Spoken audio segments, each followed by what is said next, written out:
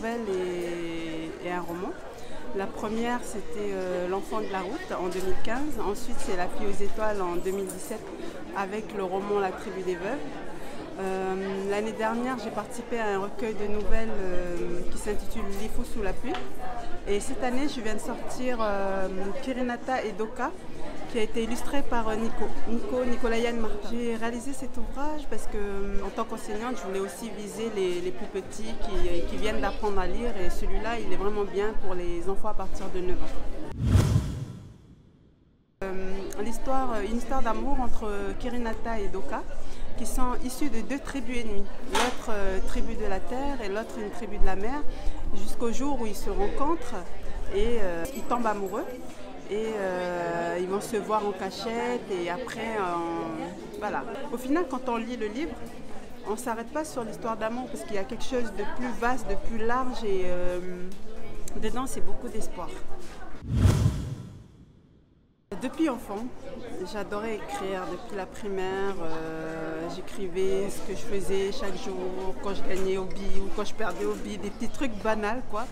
Je suis partie de la réalité jusqu'à la fiction. Quand je suis arrivée au collège, j'ai plus parlé des choses qui touchaient les jeunes.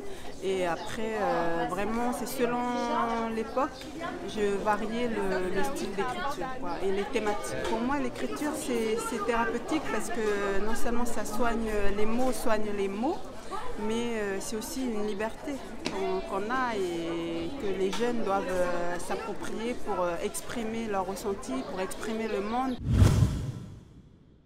Un petit message pour les jeunes, il faut aussi se saisir de l'écriture pour vous exprimer, pour parler de votre ressenti et exprimer votre monde. C'est important parce que l'écriture, les livres, c'est des partages. Par exemple, avec mes livres, je partage un peu de moi, un peu de mon monde, un peu du monde kanak. Et j'attends que les autres, surtout que les autres jeunes des autres communautés puissent aussi s'approprier l'écriture pour écrire leur monde, pour que nous aussi, nous comprenons leur monde. Pour moi, pour les enfants, le meilleur moyen de les intéresser à l'écriture, c'est leur offrir un journal intime. Un journal intime original où ils peuvent s'exprimer, un journal intime qui est parfumé ou un journal intime cadenassé et qui peuvent le garder et sans qu'on le lise. Il était une fois il y a très longtemps, sur une île perdue dans l'immensité de l'océan Pacifique, vivaient deux tribus voisines, Nato et Nata. Nato était situé sur les terres qui longeaient les falaises de Nata. Qui longeaient les falaises. Et Nata était perché à flanc de parois rocheuses. Leurs habitants étaient ennemis depuis la nuit des temps, et cette hostilité empirait de jour en jour. Vivant sur les terres en retrait des falaises, les habitants de Nato tuaient tous ceux qui s'aventuraient chez eux, et en particulier les membres de leur tribu rivale. Impitoyables, ils avaient accaparé toutes les terres, ne laissant aucun espace cultivable à leurs voisins ennemis. Établis ainsi avantageusement, les Nato étaient devenus au fil du temps de grands agriculteurs, spécialistes des plantations d'ignames, de patates douces, de taro et de manioc, que leurs terres fertiles leur permettaient de produire. Quant à la tribu de Nata, nichée sur les falaises, elle se retrouvait coincée dans ces masses rocheuses, n'ayant pas assez d'espace pour travailler la terre. Leur ennemi possédait tout. Impossible de négocier avec ce peuple qui ne connaissait que le langage de la violence. Ainsi, les Nata ne disposaient que des falaises pour seul refuge. Heureusement, de l'autre côté de ces immenses et impénétrables parois, il y avait la mer, cet océan solitaire dont les Nata s'étaient très vite emparés.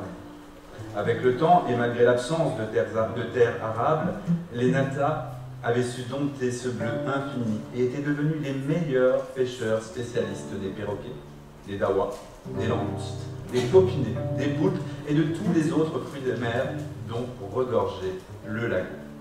C'était trop émouvant, mais il y avait des moments où c'était inquiétant, où ça faisait peur un peu quand il criait à tue-tête. Moi, ce qui m'avait fait peur, c'est quand il avait crié insolent. Mais c'est triste parce que les deux, ils ne peuvent pas se voir. Ben, on ne connaît pas encore la fin de l'histoire, alors peut-être qu'on ne sait pas. On ne sait pas ce qui va se passer. Il faut aller chercher le livre, comme ça on saura la fin. Oui, on sera à la fin. Et on a envie de connaître la fin. Les dessins de Nico sont magnifiques, l'histoire est énormément prenante et le concept de faire ça avec de la musique, un violoncelle en live et une lecture comme ça, c'est de toute beauté je dirais, parce que la musique apporte énormément je trouve à cette histoire et à la beauté des dessins. Voilà.